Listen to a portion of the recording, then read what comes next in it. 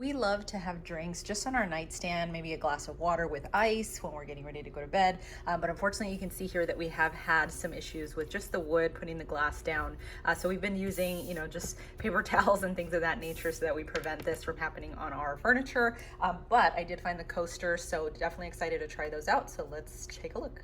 We usually like to have just cups of water by the bed with ice. Unfortunately, they have condensation on them, so you can see that here we didn't have anything to prevent it from, messing up the wood on the furniture. So usually what we've been doing is just kind of having a paper towel or something there, but found a better solution, found some coasters online, so let's take them out of the box and take a look. Here are the coasters out of the package, and I think they look so beautiful.